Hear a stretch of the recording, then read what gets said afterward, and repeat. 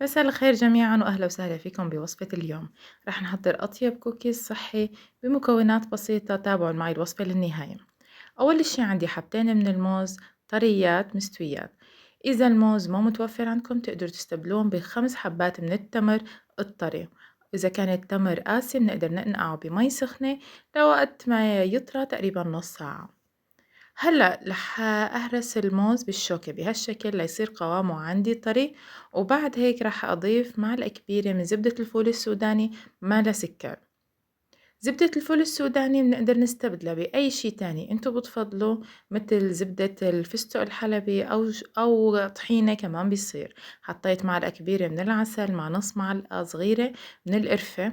بخلط الموز مع المكونات اللي ضفتها، وإضافة العسل اختيارية بتقدروا تستغنوا عنها إذا الموز كانت حلاوته ظاهرة أو التمر حلو كتير. بعد ما خلطت هالمكونات كلها مع بعضها رح أحط هلأ كاسة من الشوفان الخشن. الشوفان عندي يا هون مجروش حبته خشنة شوي، وحطيت شوي من الشوكولا الحبيبات وببدأ بالتخليط. هون لازم أخلط المكونات كلها مع بعضها كتير منيح لأتأكد إنه كلهم اتجانسوا مع بعض وصار القوام عندي طري، وبس بنفس الوقت العجينة متماسكة. يعني قوام عجينة الكوكيز اليوم لازم تكون بتلزق، مشان هيك أنا استعنت بالمعلقة أو بالسباتولا لحتى ما تلزق في إيدي. هلا هيك صارت عندي العجينة جاهزة. على صينية الفرن حاططلها ورق زبدة، بالمعلقة بوزع طابات من الكوكيز بهالكمية بهالشكل، بهالحجم هاد على الصينية. طلعوا عندي تقريبا 7 حبات من الكوكيز.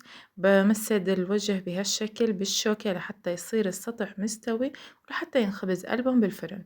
بهالوقت رح أحمل الفرن على حرارة 180، بشغل الفرن من الجهتين قبل ما أدخل الصينية على الفرن.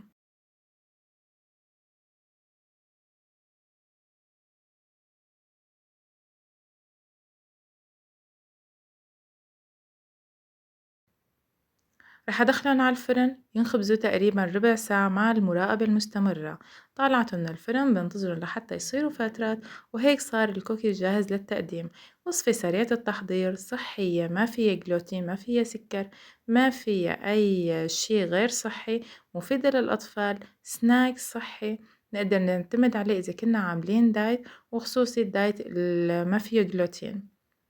مثل ما ذكرت بنقدر نستبدل الموز بالتمر، بيصير وبتطلع النتيجة نفسها. بنقدر كمان نضيف عليهم شيا أو بذور الكتان أو أي إضافة تانية انتو بتفضلها، أو نسكافيه. أنا عاملة بفيديو سابق وصفة بتشبهها بس ضايفتلها نسكافيه وشيا. إذا حبيتوا الوصفة لا تنسوا الاشتراك بالقناة وتفعيل زر الجرس ليصلكم كل جديد.